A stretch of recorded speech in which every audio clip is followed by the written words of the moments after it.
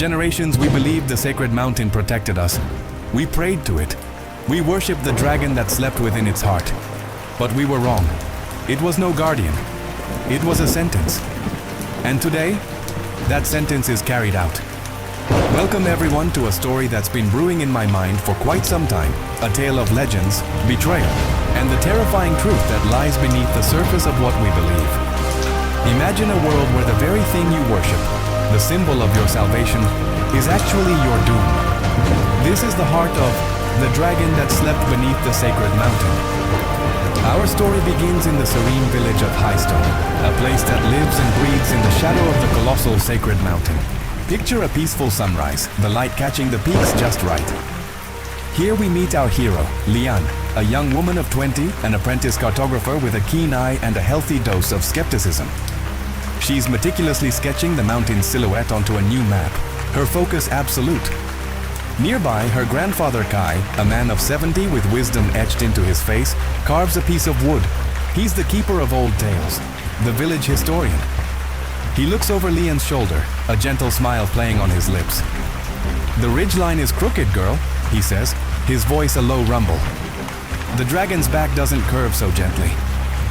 Lian sighs, a familiar frustration in her tone. "Grandfather, it's just a mountain. Legends are for scaring children." She loves him, but she's a woman of facts and figures, of lines on a map, not of mythical beasts sleeping in stone. Kai's smile fades, replaced by something sadder, more profound. "Some legends are warnings," he tells her. He points toward the mountain with the half-finished carving, a gesture both reverent and deeply fearful. The stone dragon doesn't sleep out of kindness. He sleeps because he was commanded to. And if he wakes, he lets the sentence hang in the air, a chilling premonition that sends a shiver down Lian's spine, despite her disbelief. This quiet, generational debate, this comfortable rhythm of life in Highstone, is about to be shattered. Suddenly, a deep rumble echoes through the valley, not the familiar sound of a distant avalanche, but something more rhythmic, more deliberate. The ground trembles. Lian, her artist's intuition now screaming danger, runs to the village's tall wooden wall. She scrambles up the lookout post, and what she sees steals the breath from her lungs. Marching through the valley is an army. Not of men, but of something far more terrifying. They are the Ironclads, soldiers encased in dark mechanical armor that glints menacingly in the morning sun. Their steps are synchronized, a metallic heartbeat of impending doom. At their head rides a figure of pure intimidation, Commander Vorik. He wields a massive spear, its tip glowing with a sinister, pulsating energy. The marching stops. An unnatural silence falls over the valley. Then, Vorik's voice, amplified by some arcane technology, booms across the fields. "People of Highstone, hand over the mountain's power crystals, or be reduced to ashes." Power crystals? Lian has never heard of such a thing. The mountain holds rock and legend, nothing more. But the threat in Vorik's voice is undeniable. Panic erupts within the walls of Highstone. The peaceful village is thrown into chaos. Villagers run screaming, their morning routines forgotten, replaced by primal fear. The village elders quickly convene in the central square, their faces pale with terror. What can they do against such a force? They are simple folk, carvers, farmers, weavers. They have no army, no weapons to match the Ironclad's might. Desperation breeds radical decisions. One elder, his voice trembling but resolute, proposes their only hope. They will perform the last prayer.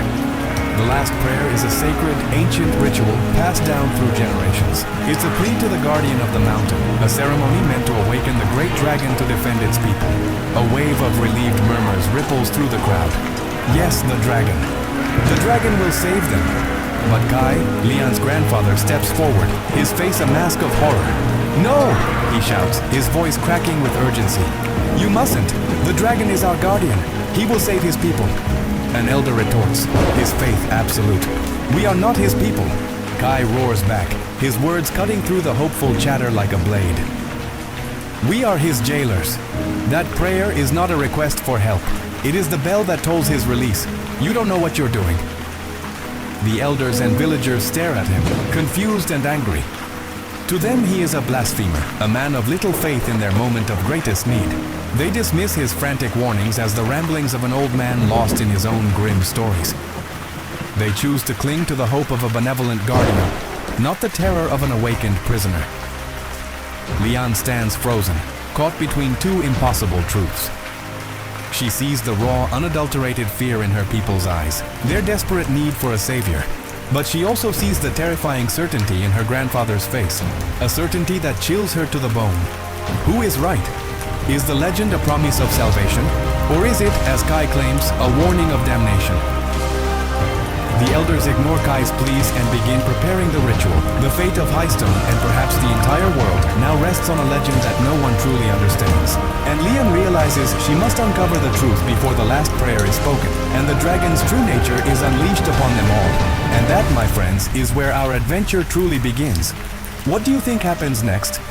Does Lian find the truth in time? What is the real story behind the sleeping dragon and the power crystals Vorik so desperately wants? Let me know your theories in the comments below.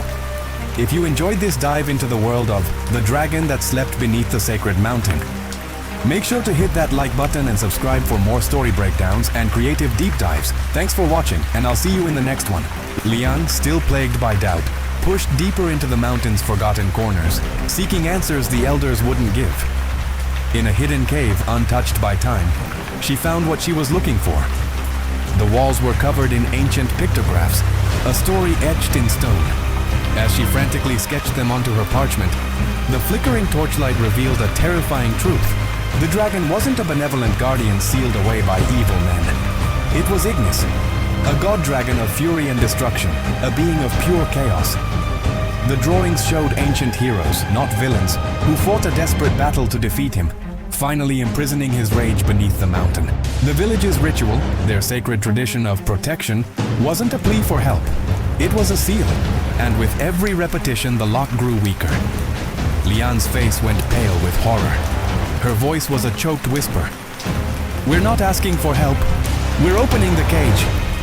She raced back to the village, her heart pounding a frantic rhythm against her ribs. But it was too late.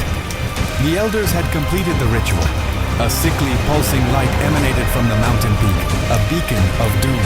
In the chaos, Vorik and his ironclads smirked. This was their plan all along, to unleash the dragon's raw power and steal it for themselves. In a final, desperate act of defiance, Kai confronted Vorik, trying to protect his people. The commander struck him down with effortless cruelty. Lian's scream tore through the air. "Grandfather!" she cried, rushing to his side. Kai, with his dying breath, pressed a heavy amulet into her hand. "The amulet of the ancient guardians," he gasped. "It's the only way to control him, or put him back to sleep." Then the world began to end. The mountain shook violently, not with a tremor but with a convulsion of pure power. Boulders burst from the summit, and from the crater a colossal shape began to rise. This was no graceful mythical beast. It was a nightmare born of magma and stone, its eyes glowing with molten rage. Ignis, the dragon of the mountain, was awake. His roar wasn't just a sound. It was a physical shockwave that flattened homes and shattered the very air. The music of the ritual was replaced by a chaotic, terrifying symphony of destruction. Ignis couldn't distinguish between the villagers who had awakened him and the invaders who sought to exploit him. His fury was absolute, impartial. A torrent of molten fire erupted from his jaws, incinerating a section of the village and several of Vorik's men in the same fiery breath. Tears streamed down Lian's face as she clutched the amulet. The weight of it felt like the weight of the world. She was no longer a simple cartographer drawing maps of myths. She was the sole keeper of the truth. Her journey wasn't about escape anymore. It was about confrontation. Her gaze fell upon her map, the very parchment that had started it all. It wasn't just a map of lands anymore. It was a map of weaknesses. The pictographs from the cave hadn't just shown the dragon's history. They'd shown a critical flaw on his chest, the exact point where the ancient heroes had struck to bind him. Fueled by grief and a newfound determination, she began to run. Dodging debris and fire, she wasn't running away from the beast. She was running toward it. Lian scrambled up the collapsing mountainside, the ground shaking beneath her feet. Vorik, seeing her and the amulet, finally understood its power. In a last greedy act, he ordered his remaining men to attack the dragon, hoping to drain its energy so he could seize control. Their weapons were useless, like pebbles against a volcano. With a contemptuous roar, Ignis annihilated them, a final blast of molten rock engulfing Vorik himself. Now it was just her. Lian stood face to face with Ignis, a tiny figure before a being of pure energy and primal fury. She raised the amulet. It pulsed with a brilliant light, and for a moment the dragon halted. It recognized the power of its ancient jailers. A roar of rage echoed from its throat, met by Lian's own cry of defiance, a terrifying echo of a battle fought centuries ago. But this wasn't a battle of swords. It was a ritual of wits. Using her knowledge of the terrain, Lian lured Ignis toward a natural stone bridge she'd marked on her map. As the beast's colossal weight fell upon it, the bridge crumbled, trapping him for a precious few moments. This was her chance. With the dragon immobilized, she approached, not to kill, but to complete the true ritual shown in the pictographs. Holding a radiant crystal from the cave, she drew the ancient seal directly onto his forehead, right over the weak point on his chest. As the symbol completed, the dragon's roar shifted from rage to anguish, and then finally to silence. Ignis's molten body began to cool, the fiery orange fading to dark red, then to gray stone. He became a massive, silent statue on the mountain slope, slumbering once more. As the sun rose, casting a golden light over the ruined village, survivors began to emerge. The camera finds Lian, standing atop the dragon's petrified form. She is no longer a child, but a leader, a guardian. She looks at the amulet in her hand, then hangs it around her neck. Unrolling her parchment, she begins to draw a new map, not of a dangerous mountain, but of the foundations of a new home, with the dragon's stone silhouette serving as an eternal reminder. The legend said the dragon was our protector. The truth said he was our destroyer. Now the story will say that we, armed with knowledge as our sword and responsibility as our shield, are our only true guardians. Thank you so much for joining us on this epic journey. If you enjoyed this story, please hit that like button, subscribe, and ring the bell so you don't miss our next adventure. We'll see you in the next video.